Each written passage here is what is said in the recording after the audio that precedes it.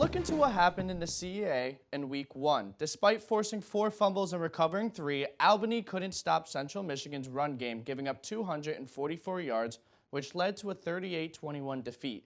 Delaware handed Delaware State a 31-13 loss behind quarterback Pat Kehoe's 3 touchdowns, 2 through the air, and 1 rushing.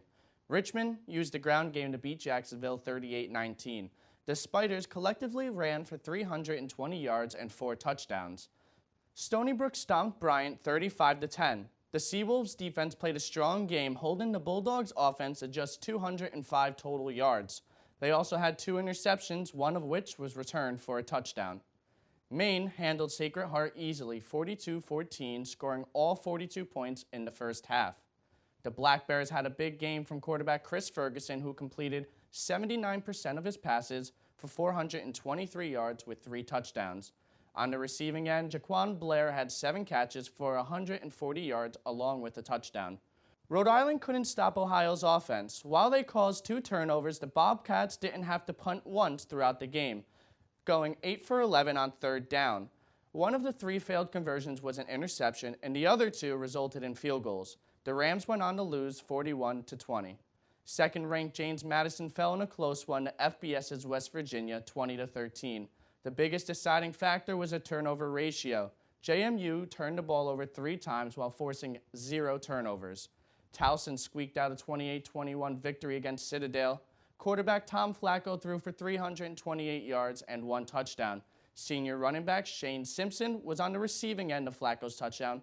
He also scored twice on the ground, scoring all 3 touchdowns for the Tigers. Elon couldn't complete the upset against North Carolina A&T, falling 24-21. Noel Ruiz overcame his 2 misses earlier in the 4th to hit the game-winning 52-yard field goal as time expired, ending the Phoenix's upset bid. Finally, William & Mary took care of Lafayette 30-17 with the help of rushing attacks from quarterback Hollis Mathis and running back Owen Wright. Mathis carried the ball 16 times for 127 yards and a touchdown. Wright took 14 carries for 63 yards and 2 scores. After the first week of action, Villanova's Jaquan Amos earned FCS Stats Defensive Player of the Week. In their Week 0 upset of Colgate, Amos's fumble recovery set up the Wildcats' first touchdown, and his interception for a score made it 14-0. He was key to Villanova's win, which earned him this honor. Now a look into what teams in the CAA are in this week's FCS Stats Top 25. Despite losing, James Madison remains as a 2nd-ranked team. Maine moved up 1 spot to 6th. Towson jumped from 11th to 8th. Delaware moved up 1 spot to 21st. And after their surprising win over Colgate, Villanova finds their way into the top 25, coming in at 24th.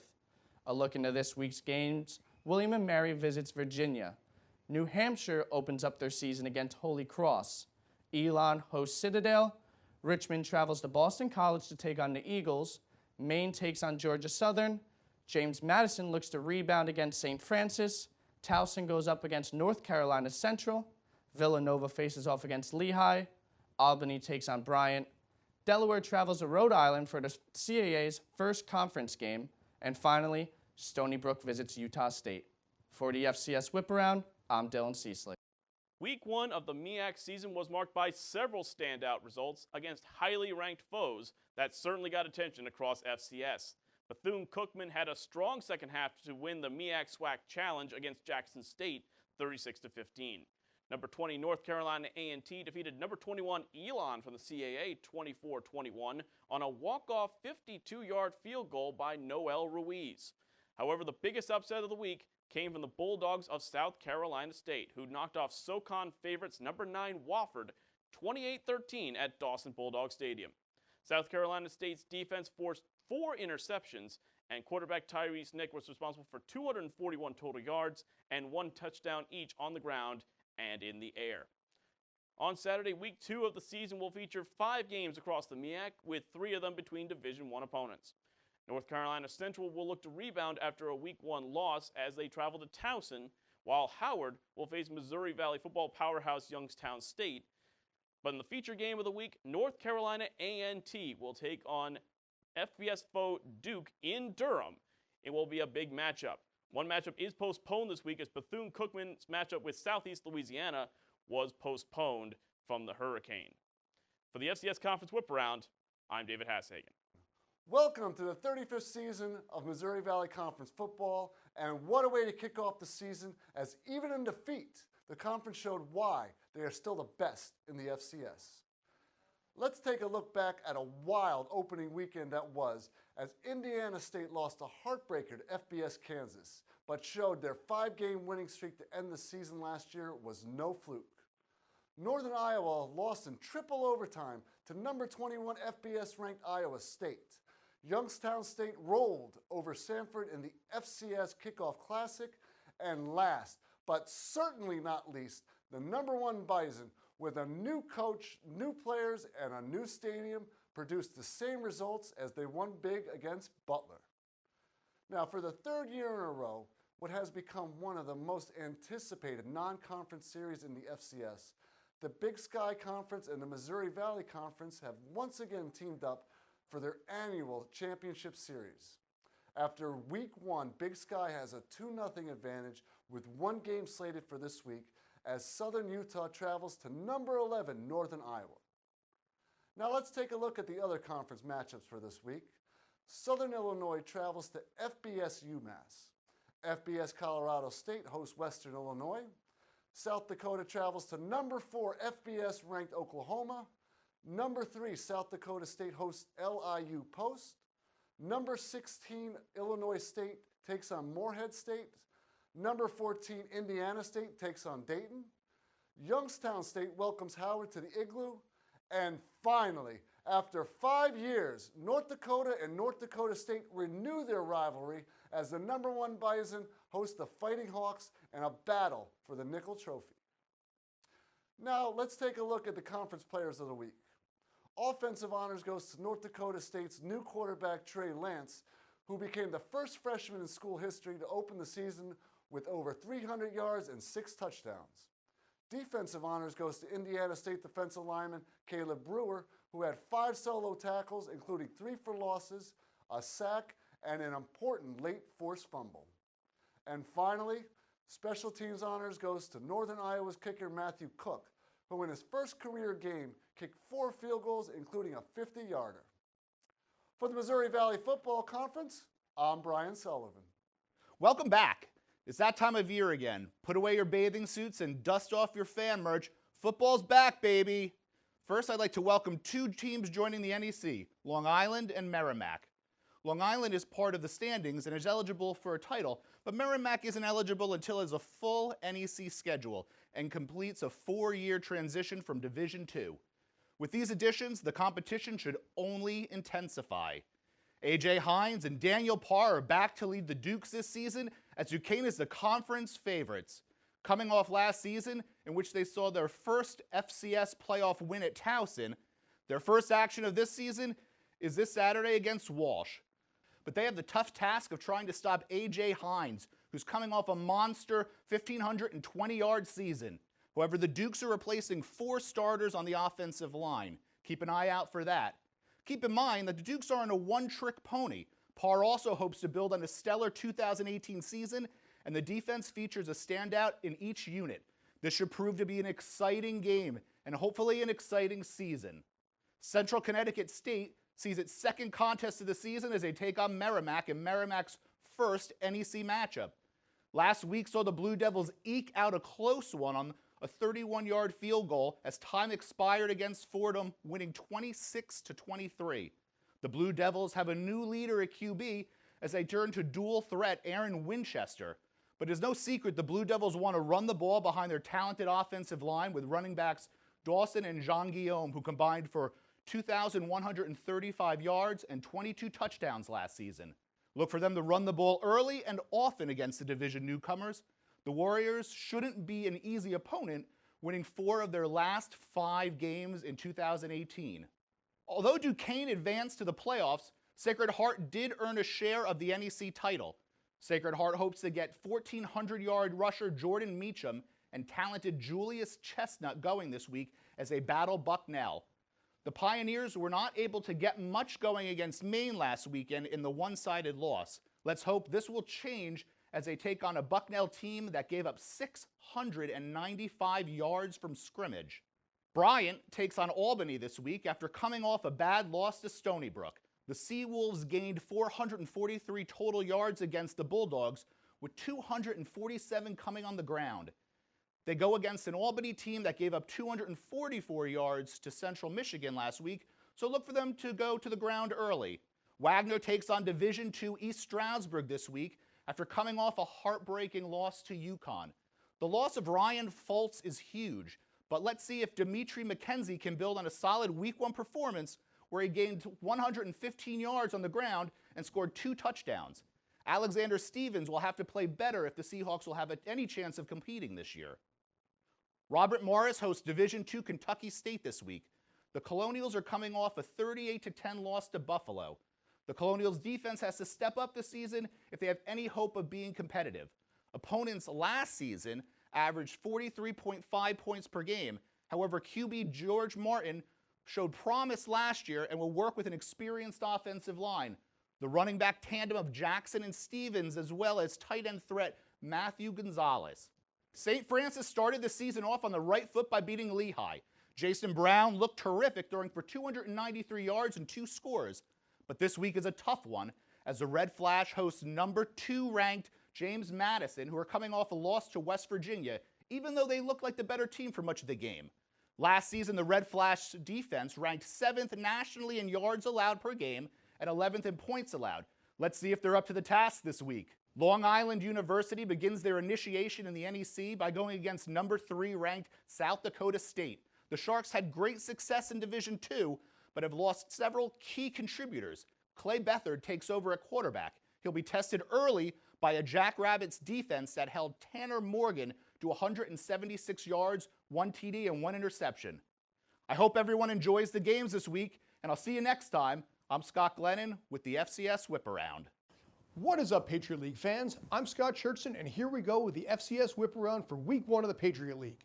Every game on the schedule was on Saturday the 31st, and every team lost. 7 teams, 7 losses by combined score of 246-99. So here we go. Lehigh lost at home 14-13 to St. Francis. Georgetown lost on the road to Davidson 27-20. Bucknell got owned against Temple in Philadelphia 56-12. Holy Cross was crushed against Navy 45-7. Colgate, with a 48-7 loss to Air Force on the road, drops them to 0-2 with their Week 0 loss to Villanova. Lafayette fell to William & Mary on the road 30-17, and Fordham lost at home 26-23 to Central Connecticut State on a last-second field goal. Now it's my time for my pick of the Patriot League offensive and defensive players of the week, which was tough when the conference goes 0-7. But my pick for Offensive Player of the Week was junior Hamzi El Sayat of Fordham. El Sayat caught 8 passes for 70 yards, but did have 2 touchdowns in the loss to Central Connecticut State. Defense wasn't any easier, as there weren't that many standouts, but my choice is Sam McCloskey of Lehigh. The Mountain Hawk 5th-year defensive back recovered 2 fumbles with 56 return yards and had 4 tackles in the loss to St. Francis. Coming up this week, though, things should get better. Georgetown is at home against Marist. This will be Marist's first game of the season after going a grisly 1-10 last season. Georgetown's current record against the Red Foxes stands at 16-5, so history is on their side. Lafayette is on the road against Monmouth, who are coming off a 48-13 loss of their own last week. It's still unknown right now who the quarterback this season will be for Lafayette, who ran out Keegan Shoemaker and Cole Northrup last week and carry a total of 7 quarterbacks on their roster. Holy Cross is home to New Hampshire. Holy Cross will be looking to avenge last year's shutout loss to New Hampshire 28-0 to get back to 500. The Fordham Rams head to Indiana to play Ball State. The Rams lost last week, dropping their record to 2-10 since the start of last season, while Ball State lost to Indiana 34-24. Lehigh is on the road against Villanova and faces FCS Defensive Player of the Week in junior Jaquan Amos. Amos had 7 tackles and scored a touchdown, so it's expected that he will be playing a huge factor again this week. And lastly, Bucknell heads north to take on Sacred Heart. Sacred Heart was crushed last week against Maine, giving up 582 yards, so look for Bucknell to rebound against a weak Pioneer defense. Every game is on Saturday the 7th, and that's it for the FCS Whiparound. I'm Scott Churchson. I'm Alex Marinoni with your Week 1 Pioneer League Whiparound. Week 1 was not so pleasant for the Pioneer League, as the league went a combined 2-5 in and out of conference play and a cancellation for the week. Stetson and Presbyterian were canceled for the second straight year, this time due to Hurricane Dorian. Valparaiso fell to Eastern Kentucky 53-7. Richmond doubled up Jacksonville 38-19. Number 1 North Dakota State pounced on Butler 57-10. North Dakota beat up on Drake 47-7, and Cal Poly took down San Diego in a shootout 52-34. As for the 2 wins out of the conference, the first came from Morehead State, who blew out Union College 44-7. Morehead State's Mark Pappas threw for 3 touchdowns, and running backs Isaiah Aguayo and Mario Convenuto combined for 238 total yards. The second win came from Davidson as they edged out Georgetown with a late fourth quarter score to take it 27-20. Davidson's offense saw 8 different rushers combine for 355 yards and 4 touchdowns to secure that victory. Despite the rough start, there were some standout players for the week. San Diego quarterback Reed Sinnott threw for 416 yards and 3 touchdowns. His receivers Dalton Kincaid and Michael Bandy also had big days as Kincaid caught 6 balls for 152 yards and a touchdown, and Bandy reeled in 10 balls for 133 yards and 2 touchdowns. Special teamers Michael Armstead returned 7 kicks in this one for 221 total yards, the most in a single game in school history. Butler's Dan Del Grosso and Mason Brunner each caused turnovers in their game by recovering fumbles. Jacksonville freshman running back Jordan Young-Humphrey took his first career reception for 71 yards and a touchdown. Valparaiso's Michael Scarcella and Matthew Messler each picked up interceptions. Morehead State's Bo Grigio, L.D. Edwards III, and Isaiah Tigler each picked off Union College quarterback Kendrick Furness to help secure their victory. For the week coming up, Marist will head to D.C. as they square up with Georgetown in their first game of the season. Dayton will also open their season on the road as they head to Indiana State. Expect Dayton to have their hands full in this one. Indiana State coming off just a 7-point loss to Kansas from the Big 12. UC Davis will head to San Diego in what looks to be a great matchup. San Diego's offense really got into a rhythm in the second half last week. Riding that momentum could lead to a great finish here. Butler looks to bounce back from their big loss as they host Indiana Wesleyan. Davidson looks to improve to 2-0 as they host Virginia Lynchburg. Stetson will play their first game of the year at home as they take on Louisiana College. Drake will host Truman State, and after their blowout victory from Week 1, Morehead State will look to keep the ball rolling as they head to Hancock Stadium to take on Illinois State. For the Pioneer League, I'm Alex Marinoni. I'm Troy Anthony, bringing you your football game plans whip around for the FCS Southern Conference. The SoCon finished the weekend with a record of 3-6. It all kicked off Thursday night when the Chattanooga Mocs defeated the Eastern Illinois Panthers by a score of 24-10. The Mocs quarterback Nick Tiano would throw for 256 yards and 1 touchdown. Tiano also threw 2 picks, but that Mocs defense would win the turnover margin, recovering 2 fumbles and adding an interception of their own. The Mocs will be tested again this Saturday as they travel to the number 18th ranked 0-1 Jacksonville State Gamecocks at 7 p.m. The Furman Paladins would host the Charleston Southern Buccaneers in a lopsided victory. The Paladins would rout the Bucs 46-13, relying heavily on the run game as they would put up 5 rushing touchdowns. Furman ranks in at 17 in the Stats FCS Top 25. They also have a nice little 5-game win streak that's going to be put to the test when they take on the Georgia State Panthers, coming off of their win last week against the Tennessee Volunteers. Georgia will be looking to snap that 5-game win streak Saturday at 7 p.m. The Citadel Bulldogs will drop a hard-fought game to the number 8 Towson Tigers in their home opener, 28-21. Citadel would take their first lead of the game with just over 3 minutes remaining, putting together an 18-play, 9-minute, 75-yard drive, only to let the Tigers drive down the field on a 6-play, 75-yard drive to regain the lead. The Bulldogs will look to bounce back with another strong showing this week as they head to take on the 0-1 Elon Phoenix at 2 p.m. The ETSU Buccaneers would head to Appalachian State to face the Mountaineers and get decimated by a score of 7-42. ETSU could not get anything rolling. Their star running back Quay Holmes finished with 68 yards on 19 carries. App State rushing attack proved too strong for that ETSU defense. ETSU should bounce back strong in their home opener as they host the Shorter Hawks at 7:30 p.m. On to the defending conference champs. Wofford would head to South Carolina State and lose by a score of 13-28. Wofford quarterback Joe Newman rushed 11 times for 57 yards and finished the game as their leading rusher. He also threw 3 interceptions. The team as a whole threw 4 interceptions. The offense just never really got rolling for Wofford in Week 1. They're still ranked in at 19 in the Stats FCS Top 25. There was only one interconference matchup this week, as Mercer would defeat Western Carolina Catamounts handily by a score of 49-27. Mercer rolled behind running back DeAndre Johnson, who went for 114 yards and a touchdown on only 11 carries.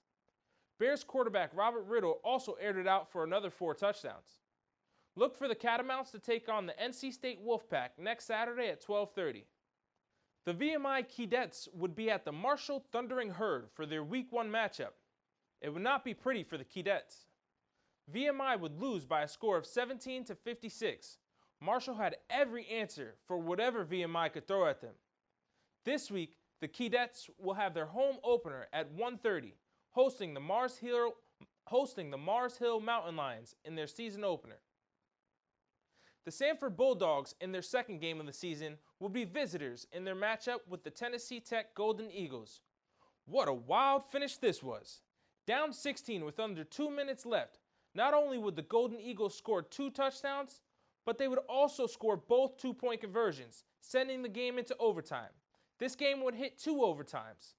After the Bulldogs scored a touchdown and an extra point after having the first possession in second OT, Tennessee Tech would answer with a touchdown of their own, and they would decide to go for the win with a 2-point conversion. Tennessee got that 2-point conversion, handing Sanford their second loss of the season.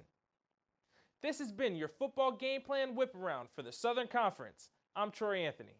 I'm Dan McGillicuddy for Football Game Plan with the Week 1 recap for the Southland Conference. Things didn't start out well for the visiting Bears of Central Arkansas as they trailed 14-0 after 1 quarter to the Western Kentucky Hilltoppers.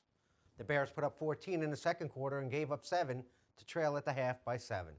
The third quarter saw the Hilltoppers go up by 14 again, but the Bears turned it on in the fourth.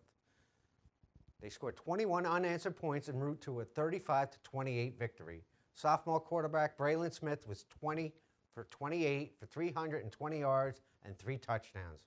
Senior running back Carlos Blackman did it all for the Bears with an 80-yard TD pass and a TD run and 63 yards receiving. Sophomore Luwan Winningham had a monster game with 8 catches for 220 yards and 3 TDs.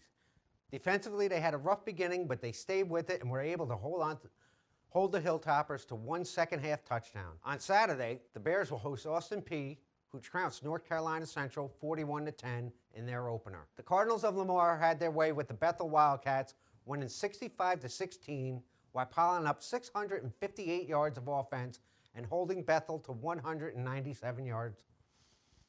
The Cards will hope to duplicate the balanced offensive attack and dominant defense as they step up in class as they host 0-1 Mississippi Valley State on Saturday. The McNeese State Cowboys beat the Jags of Southern State 34-28, and it wasn't all that close as the Jags scored 14 points in the last 4 minutes of the game. It wasn't the Cowboys' best offensive effort, but the defense had 5 fumble recoveries, giving the O great field position throughout. They will need to be much better offensively next week as they travel to Stillwater to face the Oklahoma State Cowboys. The stunner of the weekend belongs to the Lions of Southeastern Louisiana as they topped the FCS 6th-ranked Jacksonville State Gamecocks 35-14 in front of the home crowd. The Lions jumped out to a 14-0 lead and then used big plays to maintain the lead throughout. The Lions share quarterback duties, and Chase and Virgil hit Devontae Williams for a 58-yard TD to put them up 21-7 at the half. The defense decided to join in on the scoring when D-back Philando Jordan took an interception 65 yards to the house for a 21-point lead. Not to be outdone, the other quarterback, Cole Kelly, hit Austin Mitchell for a 35-yard TD. Although the Jags amassed 481 total yards, it wasn't indicative of how well the Lions defense performed. They had 6 sacks, numerous pressures, and 2 interceptions. Unfortunately, the Lions game at Bethune-Cookman this weekend has been postponed due to Hurricane Dorian. Stepping up in class on the road can be a daunting task, especially in your season opener, and the Wildcats of Abilene Christian experienced it firsthand in losing to North Texas 51-31. Although they were overmatched, head coach Adam Durrell was pleased with his team's effort and never quit attitude. They had their home opener this weekend versus Arizona Christian. The Houston Baptist Huskies dropped a thriller on the road to FBS UTEP 36-34. The Huskies were driving late for the go-ahead score, but a strip sack recovered by the Miners sealed their fate. In a back-and-forth battle, the Huskies were led offensively by junior quarterback Bailey Zapp, 27 for 37 for 300 yards and 2 TDs. Sophomore running back Ian Beek had 9 carries for 53 yards and a TD, and junior wide receiver Ben Ratzlaff chipped in with 8 catches for 80 yards and a TD. The defense was led by the linebacking duo of junior Khalib Johnson, who had 12 tackles, a sack, and an interception return for a TD, and sophomore Brennan Young, 13 tackles and a sack. The Huskies need to tighten up the defensive rush game and get a boost from the running game offensively as they head into their home opener versus Texas Wesleyan on Saturday. The Colonels of Nicholls State took a beating at the hands of Kansas State Jayhawks, 49-14. It was complete domination by K-State as they piled up 573 yards, 361 on the ground, and 33 first downs, while the Colonels had only 11 first downs and 276 total yards. The Colonels have 2 weeks to regroup for another away game at Prairie View A&M. Sometimes scores aren't indicative of the play of a team. Case in point, the Northwestern State Demons. They dropped their opener 42-20 against Tennessee Martin Skyhawks. It was an 8-point deficit with 5 minutes left. A record-setting day for senior quarterback Shelton Epler as he set a school record for attempts, 62, and completions, 43, en route to 3 TDs and 387 yards passing and 1 interception. Unfortunately, that interception was returned for a TD late in the game to seal their fate. The defense was solid in yielding 309 total yards, but it was the special teams that wasn't so special that doomed the Demons as they had mishaps all over. A missed extra point and field goal, along with a holding call on a 97-yard kickoff return and too much return yardage against in the punting game, was too much for the offense to overcome. They need to bounce back this weekend at home versus Midwestern State because an away game against LSU follows, and they don't want to be in an 0-3 hole. The Sam Houston State Bearcats put up a great effort versus the Lobos of New Mexico. The Cats had a lead in the third quarter only to see the Lobos respond with 17 straight points to pull out a 39-31 victory. The Cats totaled 558 yards behind the quarterback duo of Ty Brock and Eric Schmid. They combined for 443 yards passing, 2 touchdowns, and no interceptions. The ground game chipped in with 143 yards and 2 TDs. They started off slow, down 16-zip, then found their legs and trailed by 6 entering the half. They took a 1-point lead in the third quarter until that 17-point burst by the Lobos did them in. The Cats look to rebound in their home opener, dubbed Whiteout, versus Oklahoma Panhandle this Saturday. The Stephen F. Austin Lumberjacks were no contest for the Baylor Bears, losing 56-17. Baylor jumped out to a 14-0 lead and led 35-7 at the half. It was more of the same in the second half as Baylor led 49-7 entering the fourth quarter, where the Jacks put up 10 points to make it somewhat respectable. The Bears had their way with their overmatched FCS opponent, dominating all aspects of the game. The Jacks look to rebound this weekend when they host Tarleton State on Saturday. Finally, defending regular season co-champs, the Cardinals of Incarnate Word. They stepped up in class at FBS team University San Antonio, Texas, losing 35-7. The running game was non-existent as the Cards produced 28 yards on 20 carries. The offensive workload fell on quarterback John Copeland, and he didn't fare much better. The defense wasn't strong either and giving up 280 yards on the ground and 490 total. The Cards expect a better performance as they have their home opener this weekend against Texas Southern. That's a wrap on Week 1 in the Southland Conference. I'm Dan McGillicuddy for Football Game Plan. Enjoy the games, and I'll see you next week.